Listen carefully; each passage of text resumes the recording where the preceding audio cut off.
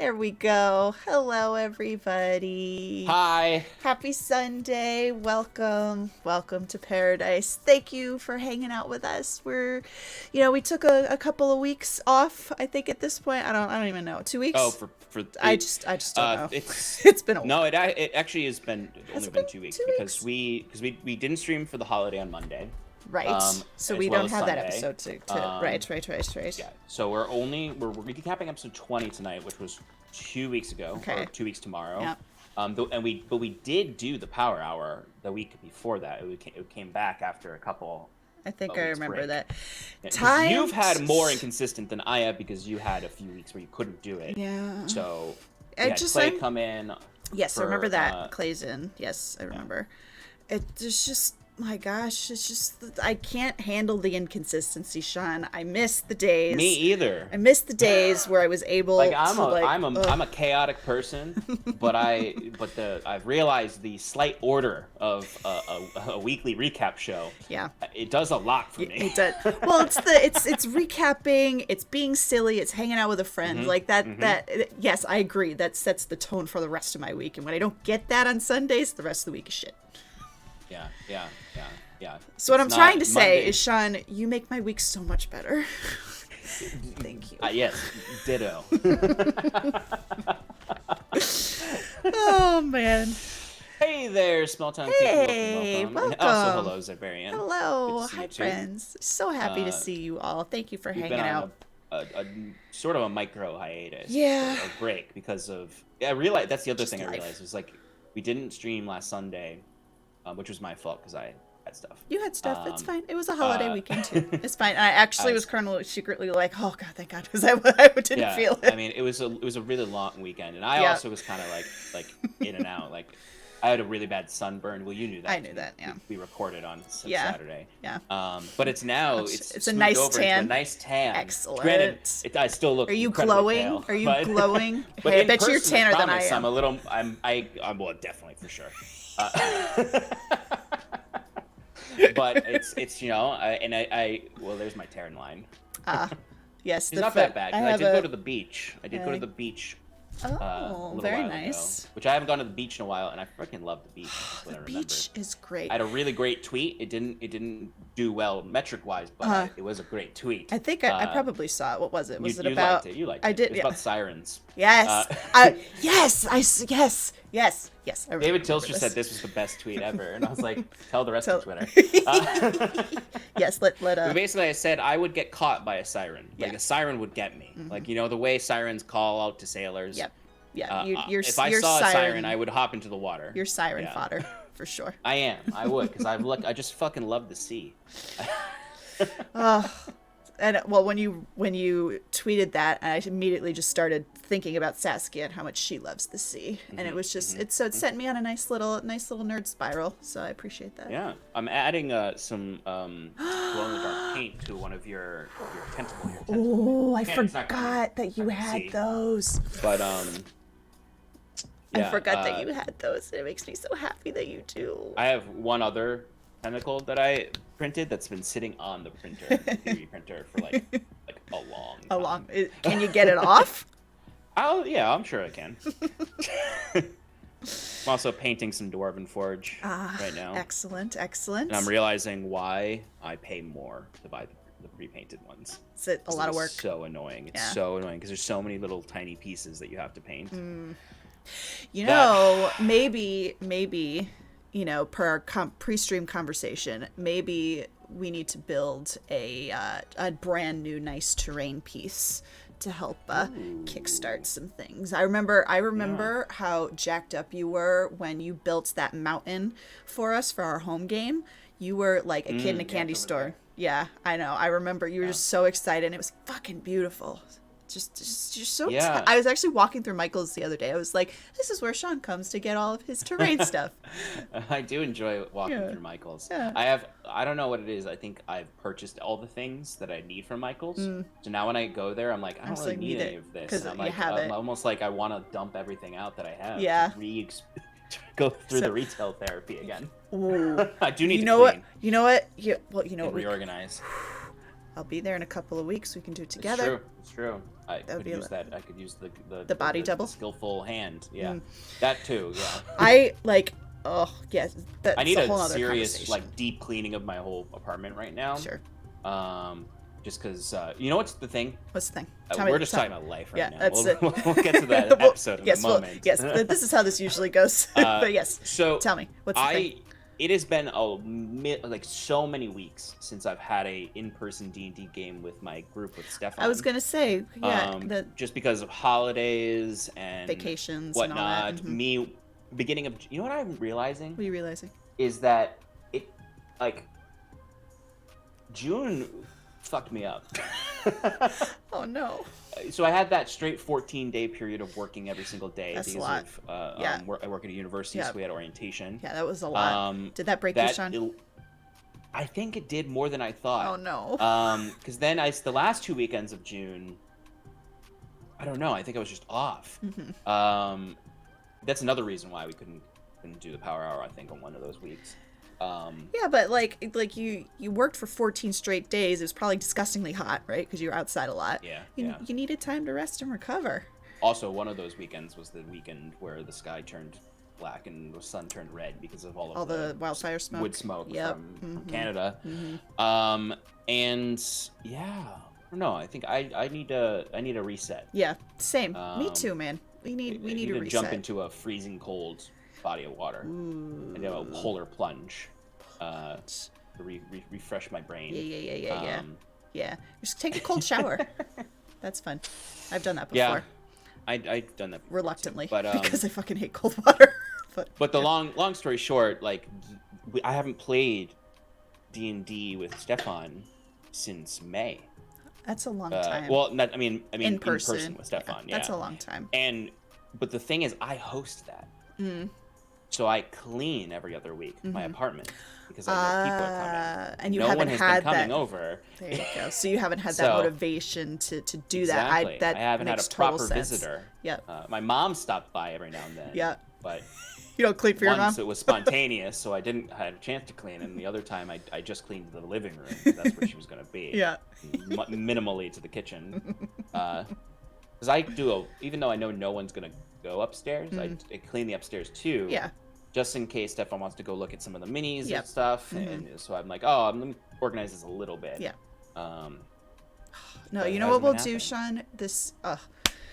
Here's what we'll do. We'll make a plan because we need a plan. We'll decide. Do you have enough like storage receptacles for all your shit? Probably. So we'll need to decide what. I can see it now. We'll make a spreadsheet. We'll decide where. Shannon's gonna get here and be like, I don't want to do any of that. I know. I'm gonna arrive with a mop and a bucket in one hand, be like, let's fucking go, and you're gonna be like, nah. I actually like mopping. Great, come do my floors. I don't want to do them. I don't like it. I like it. I like the outcome. I like clean floors. Yeah. But this is a weird conversation. It is, but it's great. It's great. But when you come, we're only gonna have that Saturday to hang out, though. Yeah. So we have Thursday morning we have plans. Oh, that's right. But we'll be there. We come in Wednesday. Well, we come in Wednesday. So the thing is, Friday I'm shooting a wedding. Yes, I remember Sunday that. I have a family get together. So I'm really only available to hang out with you on Saturday. Okay, so it will be Saturday. So we'll make a day of it. Yeah. Speaking of a day, I'm making a day. I don't even remember what the fuck happened last time. Yeah, maybe you should review your notes real quickly and I'll vamp. Go for it, vamp. Hello, how are you all? So Shannon and I, you can see what happens to us when we don't stream any D&D content for too long. We lose our minds. Literally. Some might call that an addiction. 100%. There's no shame in that. It's absolutely what it is. Didn't get my fix last week. We're also in the midst of preparing. Yes, absolutely. TTRPGs keep me sane as well. Small town creepy. So we are in the midst of preparing for kind of like we have our show, obviously that it's weekly here, but we're planning for the fall right now, particularly our annual trip to PAX Unplugged. which we're very excited So about. excited. Coordinating with some of our friends in the community with hotel rooms and whatnot.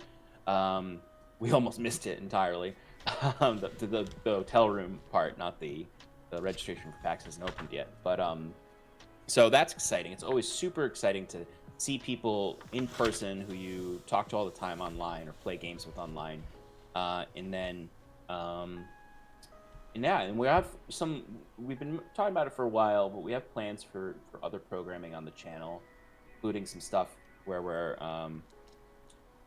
collaborating with Roll for Damage, sort of pseudo fusion that's happening at some point. That technically has already happened, but is all offline.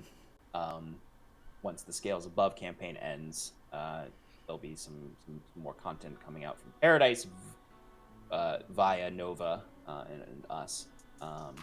And then we want to make another show. Yeah, we do. That's quest based because we love quest. Quest. And then again, we're also still looking to bring other folks onto the channel. We have a show that's kind of on hiatus right now that hasn't gotten started up because of some complications with scheduling. That at some point we're hoping will Yes. be done. It's just difficult because it's a long season. It's an 8-episode show, so obviously that can be hard for scheduling with folks. It's months you gotta commit to something. For 3-hour sessions can be difficult, but still planning to try to have that go live at some point. Hopefully, maybe in the fall. So yeah, you ready? I'm ready. I didn't want to cut you off with the vamping because you were doing a great job. Speaking of coordination amongst friends, look at this. Look at this. You are a real life eloquence bard, my dude. I like to say so. Yes, it's Shannon, so true. Yes, Sean. Before you begin, oh, dude, it's gonna be a solid C. It is gonna be a solid there's C. There's almost something I'm sad. Beautiful about you saying that. You saying it's gonna be a solid C. I really hope it's not, because Shannon has undergone plenty of trauma in her elementary school days that I don't need to have these fake grades bringing up memories, but yeah, it's not going to be pretty. We talked about these fake grades are a form of exposure therapy that I hope the fact that they actually don't mean anything whatsoever at all can help you feel some sense of confidence. I forgot we talked about that. Well, I said that solid C with some confidence there, so I think it's working. I almost want you, Shannon. Sean. I want you to think about this. You have predicted that you'll get a C. Right? That means that's what you feel is your best effort, right? Yes. Based on your notes. Yes. So that is something to accomplish. So let's think of it that way. Is that you want to accomplish the C because that is your best and your best is enough. Sean! You're going to make me cry. I needed to hear that. Just don't get a D. All right, here we go. All right. No, I'm motivated now. I'm going to stay away from that D.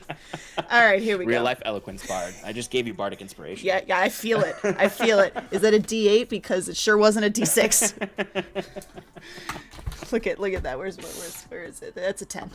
Where's it? No, that's a 10. What the fuck? I lost my 8. Well, if I'm a high enough level bard, it's a D10. All right, well, here we go. D10. Yeah. D10. What was it? A 6. Oh, okay. It's not bad. It's above Shannon. above it. All right, Sean. What happened 2 weeks ago? All right, 2 weeks ago. Adrift in Aldhalor. All right.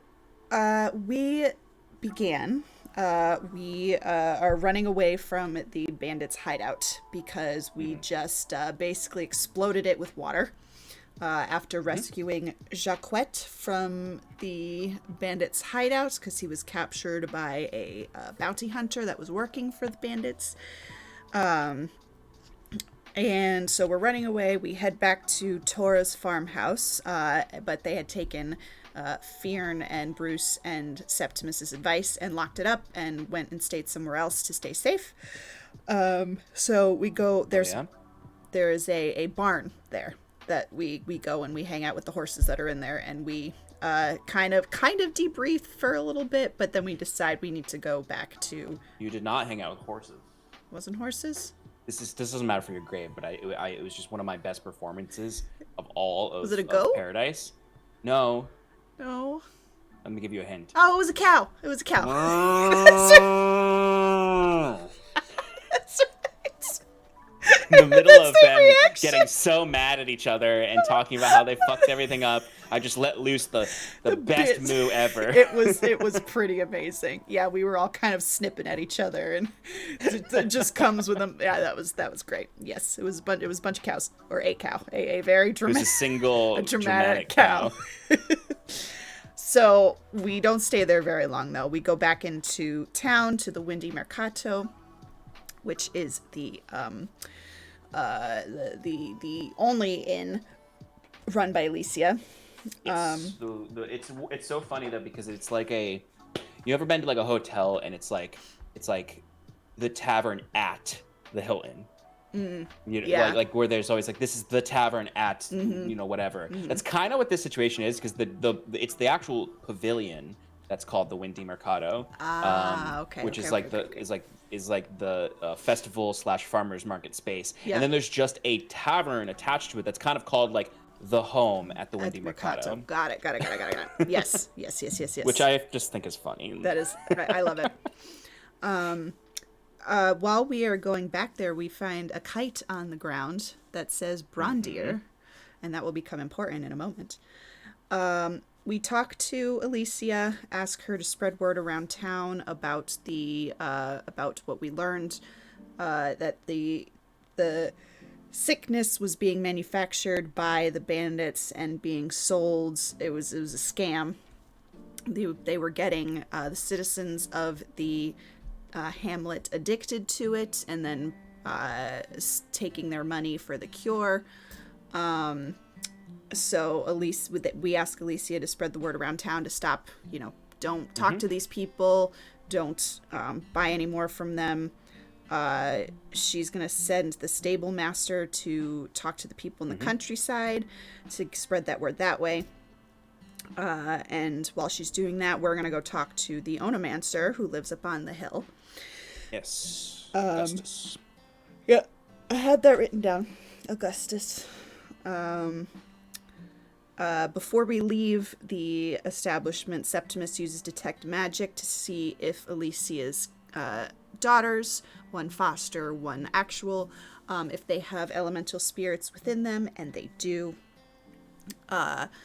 As we're leaving, Saskia and Jacquet... Alicia does not have one. Yes, that is of note as well, and I definitely had that written down as well. Saskia and Jacquet argue again about Saskia is trying to get Jacquet to own up to the fact that he murdered a person just like she did, and he's no better than she is, and he's like, we don't know that she died, we don't know, and Saskia's like, I'm covered in her fucking blood, and it's just goes back and forth. There's something about that I find very fascinating that is beyond the initial themes that I think you two started exploring, which was like, oh, it's a big deal to kill someone and it's a psychological process. There's something else there that I think is really interesting, which is just like the psychology of it. Like, what is Sass's... I find that argument is very interesting, just because it's like Sass needs him to desperately to react, and needs him to like admit that they're both did a bad thing. Yep. I just think that's super fascinating, and I love Steph's commitment to being like, no. Yeah. Two things. One, I'm going to say no, that person's not dead. And two, like, they're bad people. It's not. We didn't do anything wrong. Yeah. I think it's just a really fascinating internal conversation between the two characters. Yeah, we've actually been talking a little bit outside of game 2 to try and like see where all this is going to go. So we've I'm sure there'll be more bickering in the future, but we don't want it, we don't want it to just be bickering. We want it to have some meat, some substance, and lead somewhere. So love to hear it. yeah, we've got some ideas. It sounded so bitchy. I didn't mean it. I mean that seriously. I didn't take it as bitchy, don't worry. Love to hear it. Love to hear it. You'll love to see it. Love that journey. Oh God. So after that argument concludes, we turn around and are at the gate of the Onomancer's place, because it's a tiny, tiny, tiny town. I do love the way you all seem to, like, every session you're like behaving like this is not literally a one street town. I don't know, I guess we're just used to being in Hyven, which is a full city. I told you there's 12 buildings in total. And somehow we just make it 120 every time. So yes, the Onomancer's real name is Augustus. He's super friendly to us as soon as we get there, but Fearn, in true Fearn fashion, comes in hot with accusations about involvement with the bandits. Let's see. With Septimus's detect magic still up, he determines that the kites are magical, the ones that are hanging above or flying above his house. The Onomancer himself is magical. Oh, excuse me. He has a stronger elemental wisp than any he's seen before. Yeah. Curious. Yeah, the same internal wisp that all of the townsfolk and village folk and countryside folk who've gone through the naming ritual have, that the bandits were exploiting. Yes. And Saskia actually asks him about this naming ritual because she's been obsessed with names over the past 12 hours game time. And the Onomancer Augustus explains that it honors the storm spirit Eyeless. And in exchange for respect and I guess veneration, Eyeless would give people a piece of the storm, and this is that I'm gonna make something up here. Why does she give them a piece of the storm, Mr. DM? Is it for protection? It's meant to be protection. Yeah, okay, it's meant to be like it's almost the kind of thing that's meant y'all didn't pick up on this, I think, because none of your characters, except for Septimus, are particularly elementally minded. But it's it's two things. It's good favor. So the people of the countryside of Asia are very superstitious. So there's just simple even placebo effect good favor like that they are getting from it. And then two is actually a somewhat of a protection from the elements themselves. Is this is not something that you asked him about or asked for clarification. You just kind of took it as protection you all are used to, which is physical protection, where a person stands in front of you and stops damage from hitting you. So that's why when Fearn accused them of not being worthless and no protection coming from it, the guy was you don't know what the hell you're talking about. And he because got if these spirits weren't protecting these people, his whole place would be gone. In his perspective, he doesn't really know that for sure. But in his faith perspective is the storm that happened the year prior. If he hadn't done this for this village, the whole village, there would be no village at all. That makes sense.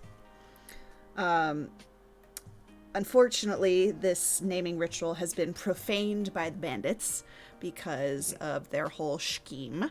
And then Bruce explains to the Onomancer the drug / elemental agitator that the bandits have been administering to the citizens of Billagrass.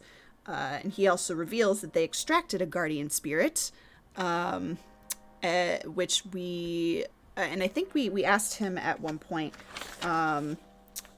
we asked him who Brondir was, because that was the name on the kite that we found, and then Jacquette subsequently tossed into the well. And Brondir was the true name of Davin, who is the person that it was Tora's brother, and it was the person that was super affected, one of the people super affected by the sickness, the drug, and that is whose elemental spirit was extracted. That is now we now possess. Did we give in the gem? Yeah, and we didn't give. Did we give the gem I think you might have given the gem to Bruce. I think Bruce gave the gem to the Automancer. Yeah, just to be like, here, you know what to do with this. It's a thing of good faith because truthfully, the Bruce and Septimus were planning on using it as a bomb. Right. As a trap to shock someone and trap them. Yeah, so that whole interaction ended with Fearn calling him worthless or was it worthless or helpless? Useless. Useless. Calling him useless, and he did not take kindly to that, and basically told us to get the fuck out. Yeah, because this was in the midst of you all very, very much so just yelling about stuff in front of him to each other. Right. And those moments are always interesting because it's hard as a DM to like jump in when the party's arguing and there's an NPC sitting there. Yeah. Because and the party is acting as if the NPC's not sitting there. Yeah. So you all were talking about like, should we help these people? No. Why should we help them? It's a waste of time to help them. Sass was like, no, we absolutely should help them. You know, this was that whole argument that you all were having about like with where Jacquette was on your side and all of this, and the Automancer was like, excuse me, you just called me worthless and or useless. In fact, you are now useless to me because you've already told me to my face you're not going to help us. Yeah. You've pissed off a bunch of bandits. You may have done good by possibly eliminating where they're making this drug you've just told me about and acting as if have known about it for months. And I need you to leave. Yeah. Because you're going to scare people, and I need to prepare them and prepare for what we're going to do next. Yep. So get the fuck out of my house. Yeah, essentially. And but didn't he say that there was going to be like a meeting like the next day with whoever's there? Yes, you all, that's the meeting that Alicia is telling everyone about to come meet the next morning. And he said, and this is a funny part, because I was just like,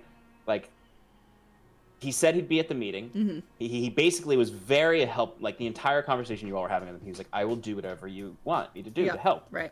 And the entire time, Fearn, and even, Septimus, but for different reasons, were very like, you're not helpful at all.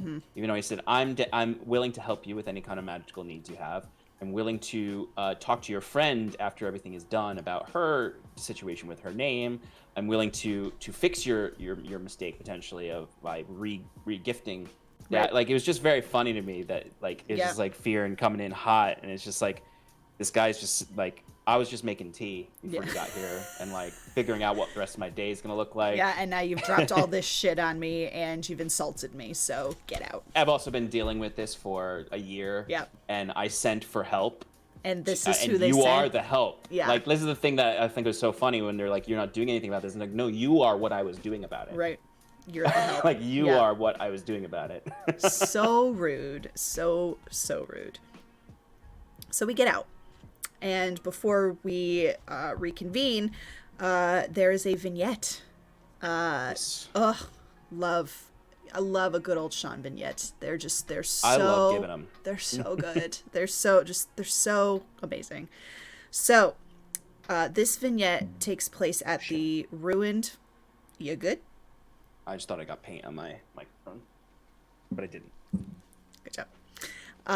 This vignette takes at the ruined farmhouse. The water. Not a sponsor. Nope.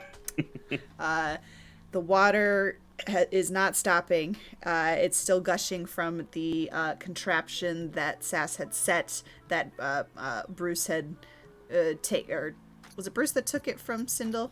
Somebody took it from Sindel. Yes, Bruce took it from Sindel, reverse engineered it so he knew how to use it, yes. And then basically gave it to you with the timer set to 5 minutes. Yes. So that you could plant it and get out of there. Yes. Which we did. Which happened, and it flooded the bandit's base, which was in the basement of a farmhouse. And then is currently flooding that kind of little valley area. We see the Dragonborn And I actually have a question about this, or a naming thing. The Dragonborn, I wrote down Barnaby, which I'm pretty sure is the first thing you called him. It was but it. No, it's not. I know for a fact it isn't. It is because Bartleby. I said. No, I accidentally called a character Bartleby that was Barnaby. But it wasn't the Dragonborn. So no, not the the Dragonborn's not. That's not the name. It's the guy with the glasses. Oh yes. I've mistakenly called him Bartleby a few times. Is his name Barnaby? It's Barnaby. Yeah. Okay, all right. That was my question. All right. I mistake in the recap last session. I accidentally called him Bartleby. Got it. They're both fantastic names for this. They both fit this character. So the Dragonborn pulls Barnaby out of the water rising from the trapdoor. The half-orc reforms from shadow and grabs Barnaby by his neck and said, "Deal with these adventurers now, or I will have your head. I'll give you a week to deal with it. Bring me their heads." He is so pissed. And then the Dragonborn turns to Barnaby and says, "You're not in charge anymore." He takes out that sword that was given to them by the Shadow Orc and ignites it in fire, which is a very cool image, and just tells Barnaby to run. Yeah, basically complete mutiny on him as the leader of the bandits. Yes. So, and that's where the vignette ended. It was very, very, very tense and very epic. So we cut back to the group. We're discussing, really arguing about next steps. Yes. Jacquette wants to stay, but for completely different reasons than Sass, who also wants to stay. Jacquette wants to stay for the fame, the fortune, and the glory of being the heroes that saved Billowgrass, and we'll get a higher payout. This is like all. This part is all happening at like back on the street. Like, yeah, right where you were. We're not very subtle. Septimus is torn, and he needs to think about it.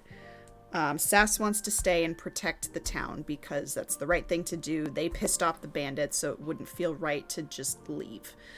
Fearn said he can go either way. He's always down for a fight, so I think he can be very easily convinced to stay. But he also, in his mind, they completed the job, so he doesn't feel bad leaving. But yeah, he doesn't want to. He's also like trying to give an olive branch to Septimus.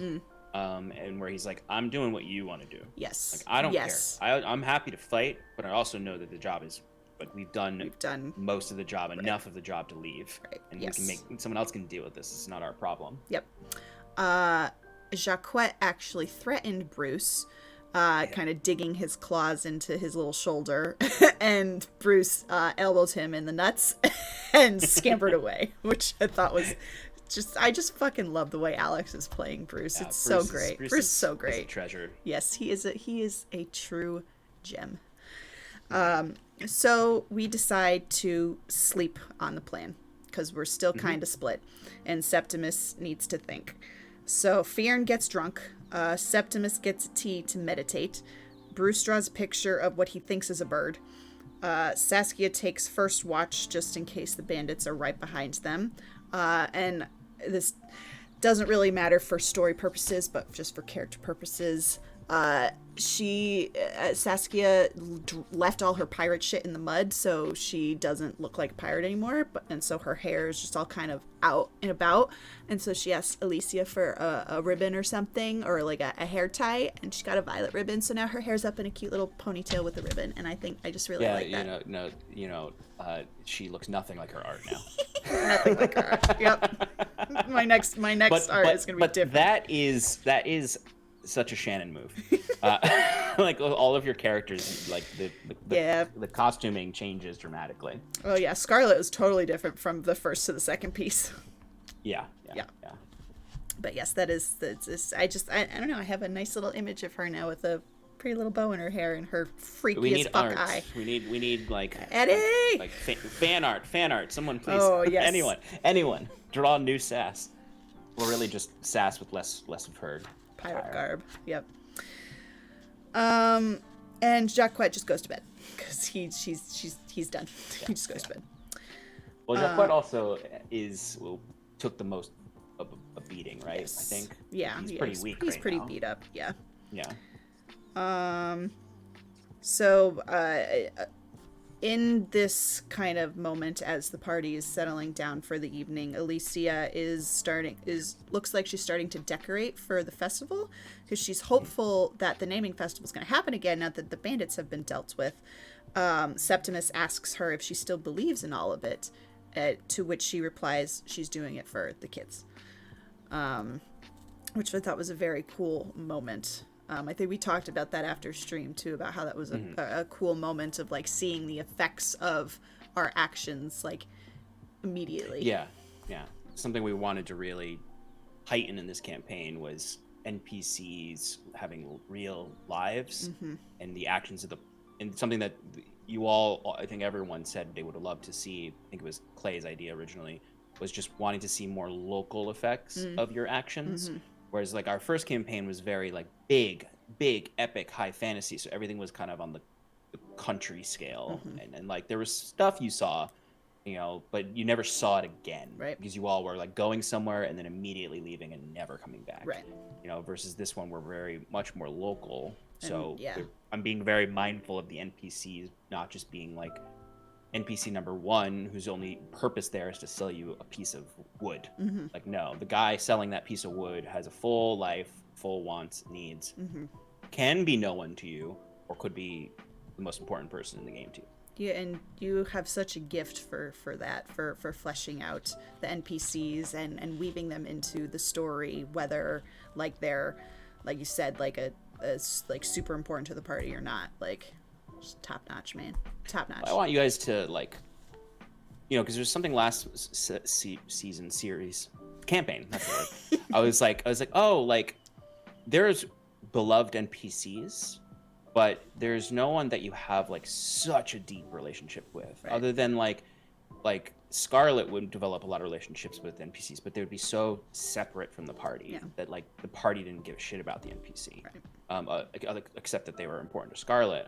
I want the full party to have relationships with NPCs, so that it's just. I definitely think we're doing a lot better in that area this time around. Yeah, 100%. Because the thing is like, and this is kind of on point with this episode was like, if you leave, like you're gonna come back through this area. Yeah. Like there's no way you're not going to. Like if you're working in Ezha, like this is the crossroads of Ezha. Right. Like this is gonna be on the way to many other destinations. We're gonna see what happens. You'll see this town again. Yeah. And if you come back in 2-3 months and you didn't help them, and suddenly you come back to this like weird dead town where there's bandits living there, really, or or a town that's thriving, or somewhere in between. Like it's interesting.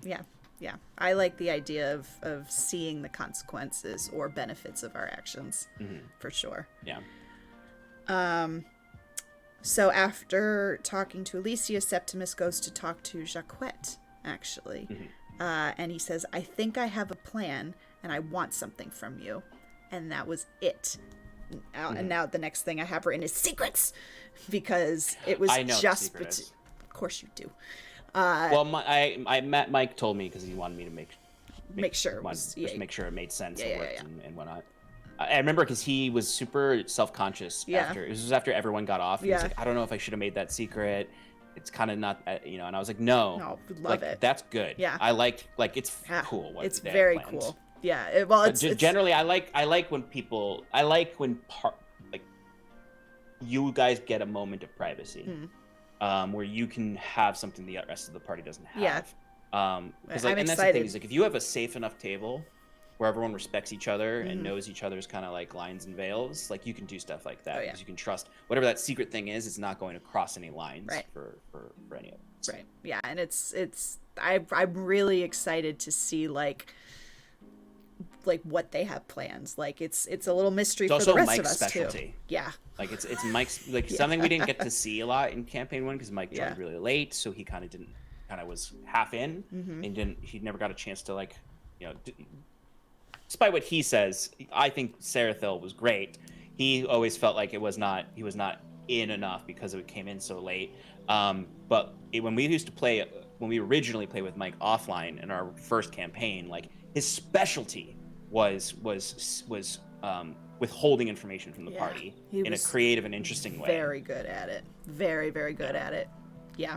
Yeah. Top notch, Mike. Yeah.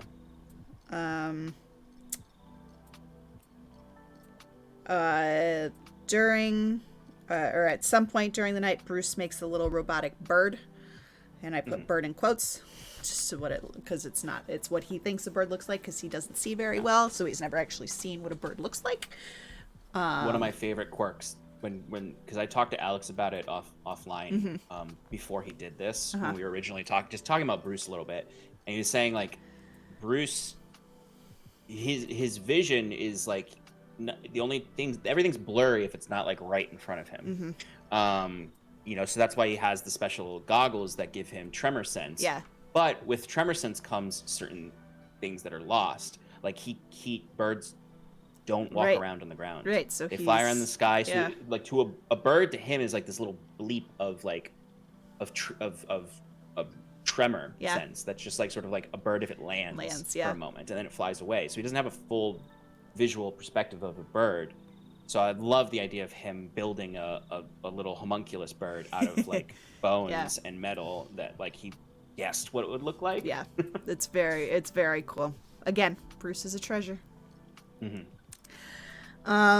So to summarize, this is the last notes that I have. To summarize, we're having a town meeting to bring everyone up to speed in the morning. Fionn and Bruce are going to set up traps in the forest. Jacquette is going to retrieve the kite from the well while Saskia watches him do it to make sure that he actually does it. And we're going to lure the bandits from the town into the forest where the traps are set, and we're going to try and take care of the problem once and for all. And that's where basically you're creating choke points throughout the town and then into the forest eventually to try to lure them out. And that's all my notes. What do you think you got grade-wise? I don't think it was a C. I think I did better than that. What do you think? B. B? Yeah. A B? Yeah. Do you think I did better than a B? Let me. So hold on, I gotta put B into your. You to my spreadsheet. Absolutely. I'd say I know I was throwing a lot in there, but I wasn't really throwing stuff that you didn't say. You were I was just adding giving commentary on it. Yes. I would say that was easily a B plus. Easily. Okay. What? Just out of morbid curiosity, what did I miss that it's not an A? So, truthfully, now that you asked that, I'm like B plus. I actually think that was more of an A minus. Because I don't think that was that different from your usual ones. I think there was some, it's not even so much, it was like the information wasn't incomplete. It was just like more vague than usual. Yeah. Little things. Because I did a lot of, there was a lot of talking last session, so I was trying to like catch up after the fact. It was mostly just sort of like, I wouldn't even say that it was content missing. I'd say it was just because it was not as fresh in your head. Yeah. It wasn't as like, wasn't it like that's why I'm saying more, I'm leaning more toward A minus, because it wasn't like you missed anything. It was just like I was unsure of a lot of things. Your confidence wasn't there for some of it. Yes. There were a few little things missing, but nothing that I would say was C worthy. God no. So I'm gonna put an A minus in for this. C worthy. God damn it. What is Saskia's last name? Is it Seaworthy? Seablood. Seablood, that's what it is. Saskia Seablood. Saskia Seablood. Shannon. Thanks, Sean. Yes. Speculate wildly. Wildly? You say. Well, I am actually envisioning kind of a part 2 of a perfectly executed plan, because Septimus is our Strategist. Yes, thank you. I couldn't That's think what of the word. said. You said that. I did It was, say that. You know what? That's something you didn't bring up. Is Saskia's really good pep talk to. Like we kind of glossed over it because we were just like everyone disagreed here, and then this is how everyone felt. But you said you told him, he's like, you're the person who can guide us. Yeah, you we might need not that. be a fighter, Yeah. but we need a strategist. We need somebody who knows what they're doing. Yeah, I did say that. Yeah, I did.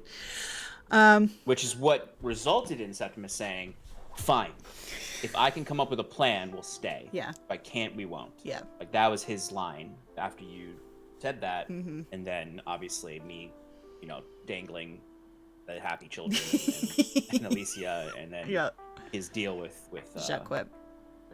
Yeah. Oh, God, I just remembered the full details of their plan, and I'm stoked for it. I'm so excited. So I'm envisioning that it's going to be like... and who knows what the dice rolls are going to say, but I'm envisioning that we have this plan where we bait the bandits into the town. Oh, hey, look at here, come get us. Ha, ha, ha. And then we lure them away into the forest to these beautifully laid traps made by Bruce and assisted by Fionn, and we just completely get rid of them. And I almost feel like our party name is gonna come out of this. Like, don't fuck with the enter the party name here, something like that. Is that something you all have talked about? No. You might want. I might want throw to that in your other chat. My other chat, yeah, just to be like, hey guys, don't. Yeah, I think that because we're episode 21 tomorrow. 21, yeah. Yeah, so I think it's high time we've had the party name. This is probably the last episode of the arc. The first arc. Yeah.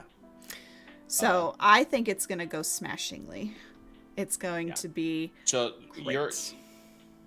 So the way it's gonna work is, imagine Fionn.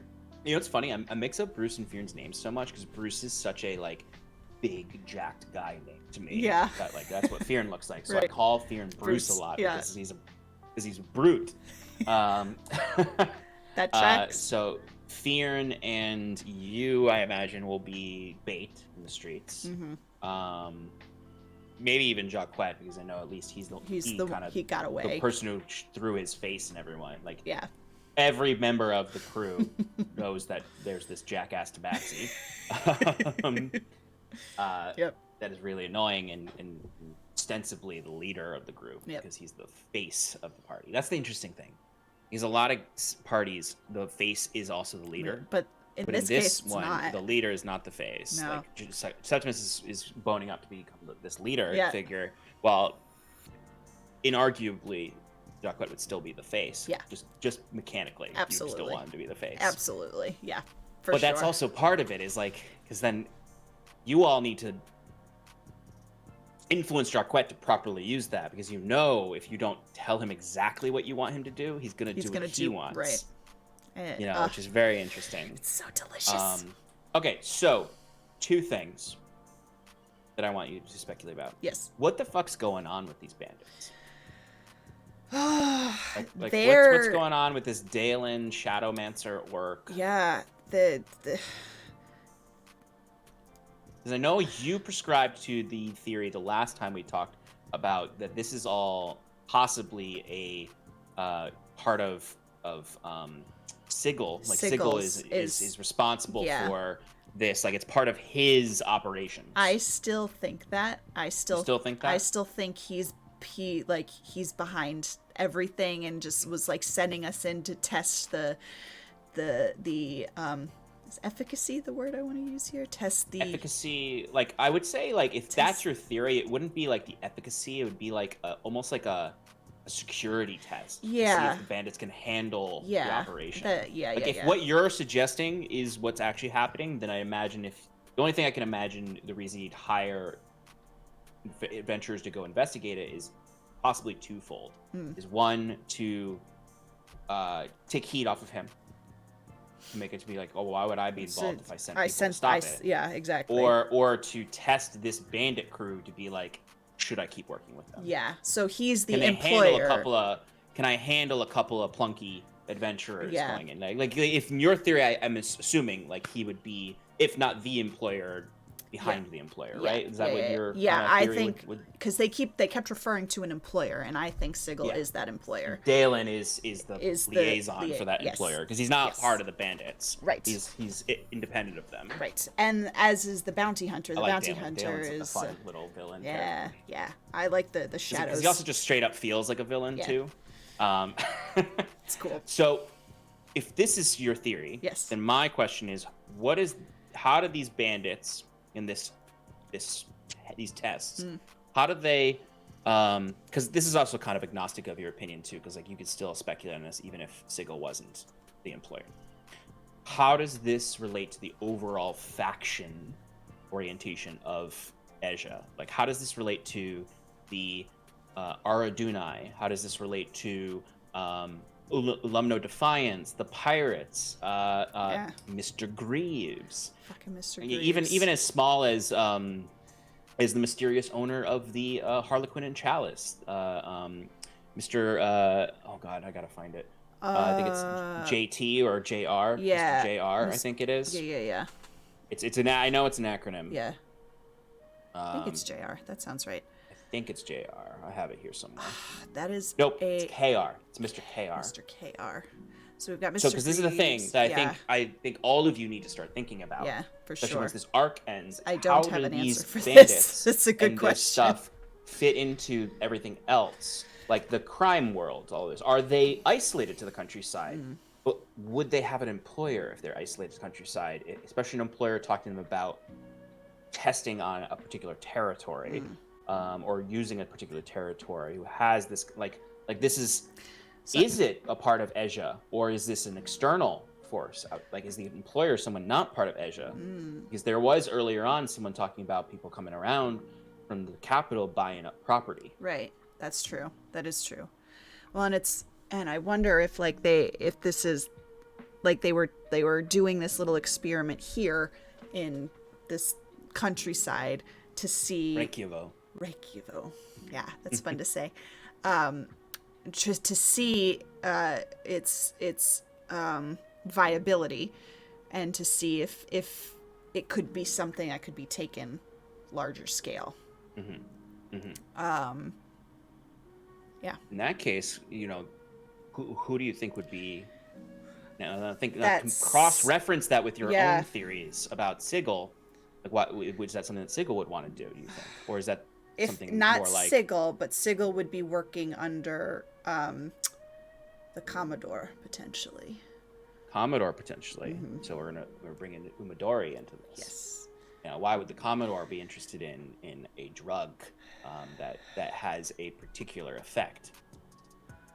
So that's the other thing is this is you guys don't also have the full understanding of the drug. Right. You think you do because you know what its like qualities are. It's alchemical qualities, but you don't know how they were making it.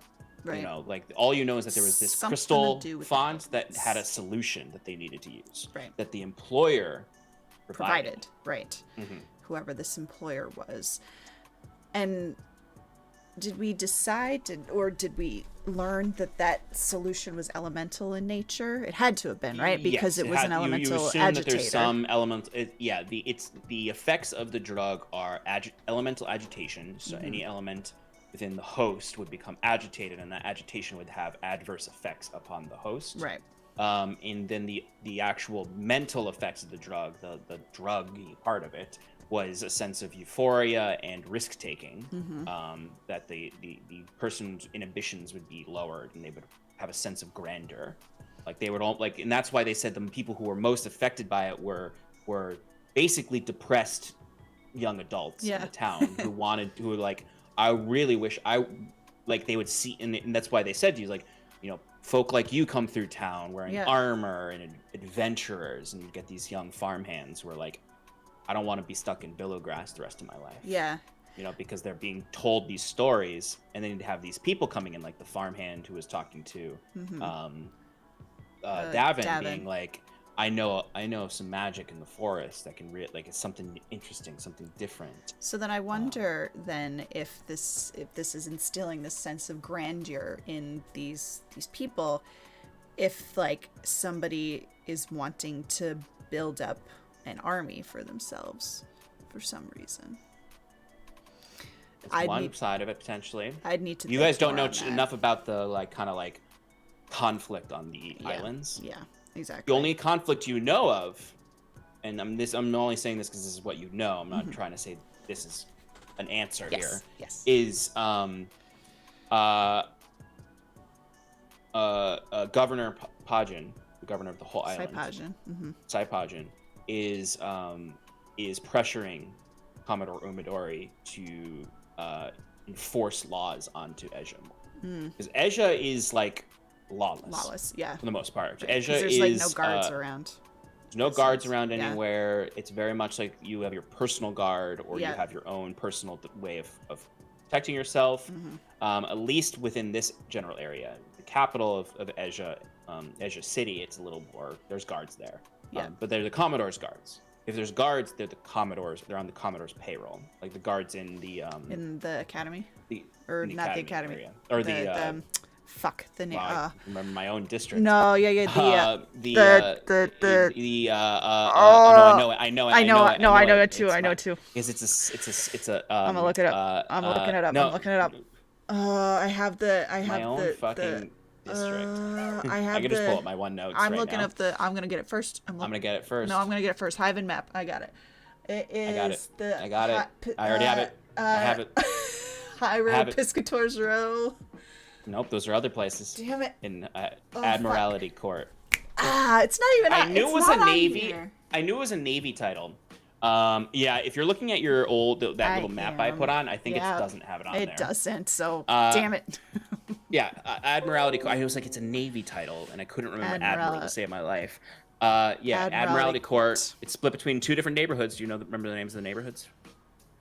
Yes. This is just trivia at this point. Yes. Hold on, I have it. There's basically three parts of the Admiralty Court. Two neighborhoods and then the park in the middle. There's the bats. I'm very proud of Hyven. I can tell. You put in a lot of love and effort into this. Hold on. I'm gonna find it. I'm just a big fan of because it's a type of TTRPG module. It's just city games. It's so funny though, because there's also this whole.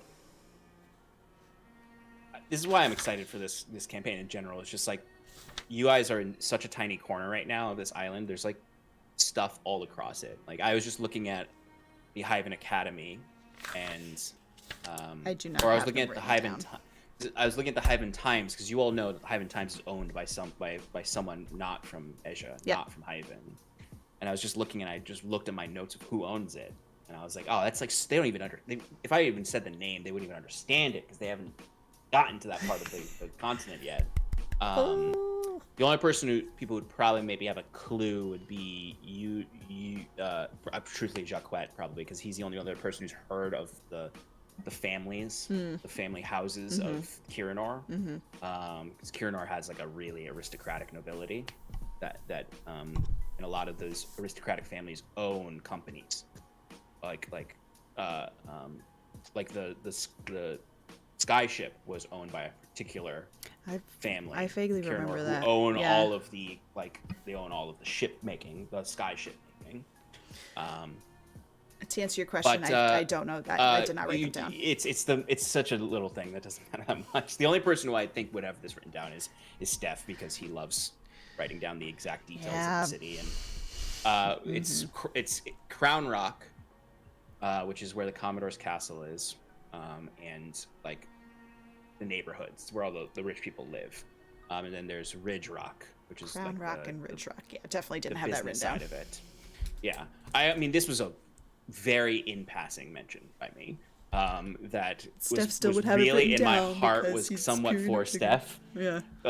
Because Steph, the thing is, you take different notes. Steph takes like like Steph takes the notes of someone who would be like an archaeologist, who's like studying the That's fair. the sociology and the anthropology of the city itself. Yeah. And then there's Sapphire Park, which is the park in the middle. Sapphire Park. That's a pretty name for a park.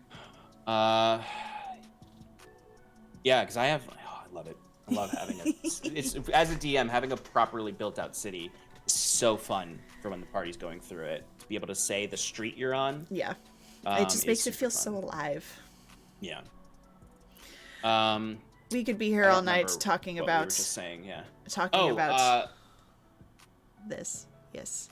One last speculative question. Yes. So, something I just sort of was more of a prompt was just thinking about like how do these bandits and their operation fit into the overall narrative of Ezha, complicated web that is all these factions. Mm-hmm.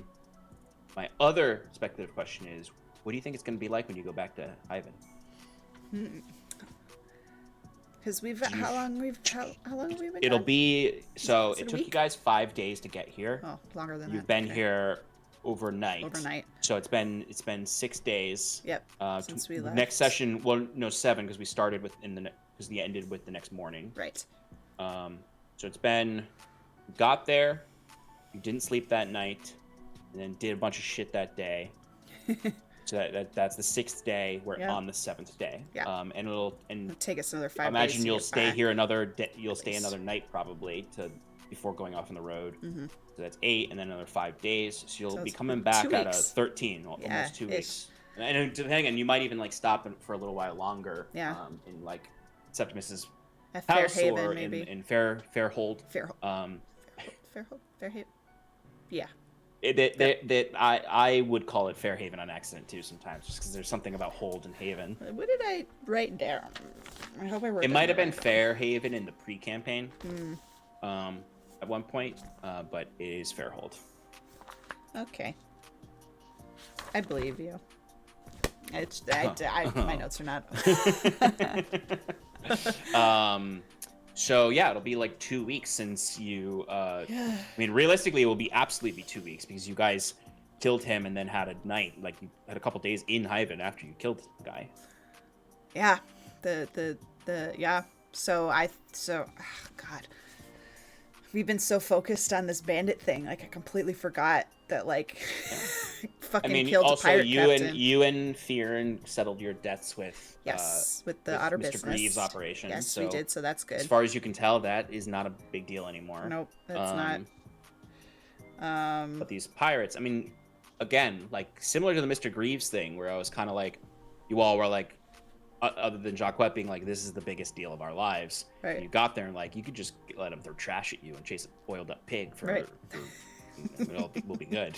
Like Mr. Greaves probably like didn't even think of like the guy himself. Right. Greaves probably never even I'm heard about this. I am almost certain that Hastings and Greaves had some sort of operation connection. Yeah, some sort of connection, and this is not going to go.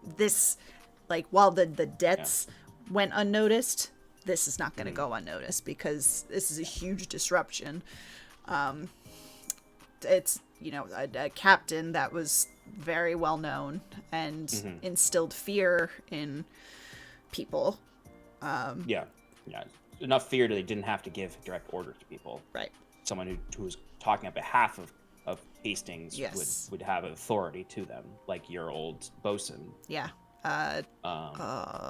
I was getting there. I was right there. Yeah. Not on stream. This was a pre-stream, that character. But might be relevant. Who knows? Yeah. Because he's supposedly, as far as you know, he's dead. Right, because last time we saw him was. So that's an interesting speculation that hasn't come up in game. Yeah. I just thought of it right now. Potential Hastings might have had business with Mr. Greaves. Because Mr. Greaves. That's the thing, is Mr. Greaves is a enigmatic character. You haven't met the person yet. Not many people actually have met him. Your only contact, Winifred. Yeah. Winifred herself has said, I've never met the man. I've only talked through liaisons. And if you're going to talk to him, it might be worth it to talk to Winifred when you get back. Yeah, but she also said, she basically told us not to talk to her about him ever again. True, but she said it. But also not at her house, or her office. Yeah, she said send someone and we'll meet somewhere. Yeah. But you haven't talked to her about Hastings.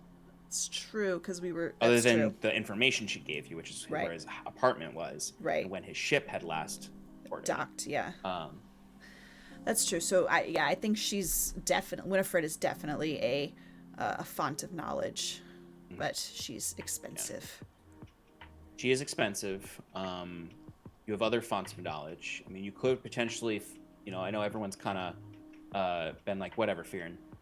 But, like, Fearin's trying to connect with the Ardunai, and that could be something interesting. Right. Too. Well, with what's her face? Septimus has connected with Machina's Whisper and just hasn't told you all. Right.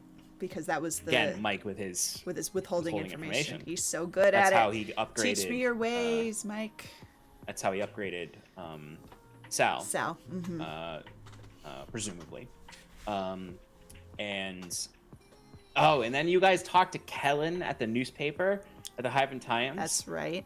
And Jacquet ran his mouth there and told Kellen that there was someone named LaRue, who's a tabaxi, who killed Hastings. Yep. He did run his mouth. And Kellen said, I might need to go talk more at the Otter Business, because he said, I go there for leads all the time. Yeah. And I had heard about some new hotshot in town who ran his mouth and disappeared, named LaRue. Who was getting into gambling trouble. There, yeah. And Kellen said, like, all I heard was there was just some jackass, basically. Yeah. Like that was the thing I think you all did not pick up enough. Yeah. Was that Kellen had heard of LaRue. Yeah. Now, granted, it was like street gossip where they're just like, yeah, there's some guy running his mouth. But he's a journalist. That's what they exactly thrive on. Exactly. And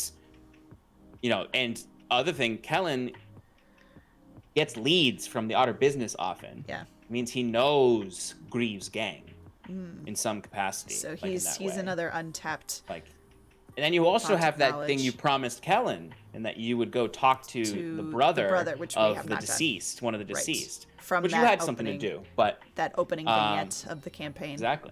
So there's so many things in Hyven still now. And now that I'm like, because I too was like kind of distracted by Belograz, obviously, but there's like a lot of loose ends in Hyven still. Yeah, we'll definitely have on the road back, we'll have a chat to be like, all right, what are our priorities here?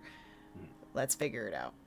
So, and I think that's something that we also wanted to get better at too, this campaign, as opposed to last campaign, is kind of planning out what we were doing and planning out. Which I will greatly appreciate that as DM, instead of every week having to guess what you're going to do. Yes. Or making like 4 adventures. Yeah, for sure. Yeah. And then ending up not getting to any of them because you guys saw something on the road else that you were going to argue about. Because that's what we do. That is D&D. Alrighty. Now that this has been an almost power hour and a half, we thank you all for joining us, friends. Hopefully your interest has been piqued if you haven't joined us for our Monday night campaign yet. We'll be playing tomorrow after a week off, and we shall be dealing with these bandits and hopefully finishing up in Billowgrass and saving this town and not being complete assholes. But or the bandits just kill them all. That too. Take you all captive. That's true. You got a cool sword. That's if I want that sword. Yeah, but come see what happens. Fight for it. We are. Jacquet wants it too. So everybody wants a sword. Is he really? Uh-huh. He's got a gun. Yeah. It's Jacquet. He wants everything. I know. It's also all the things. One of the cool new modular weapons that I've made for this game. Yeah. So yeah. Alrighty, folks. We're gonna send a raid on over to Gamer Mom Luna, who has a fantastic panel tonight for the Games Tavern. She's got Tales from the Tavern. What is Games Tavern is a completely different channel. Yes. Tales from the Tavern. From the Tavern. And I think they're wrapping up their Extra Life weekend, the fundraising weekend. Yeah. So. It's the panel is David Tilstraw, a good friend of our channel as well. B Dave, B. David. B. Dave. Yeah, B. Dave Walters. And Candace. I don't remember her handle, but she's great. She was on a panel that we saw at PAX. Okay. And I don't remember the last person, but regardless, a very fantastic group. Sure, So yes, go give cool stuff. Go give love. So all the love. Love, Love. And hang with them. We'll hopefully see you tomorrow and throughout life in Paradise. Yes. Have a Bye. lovely evening, friends. Time zone. Bye.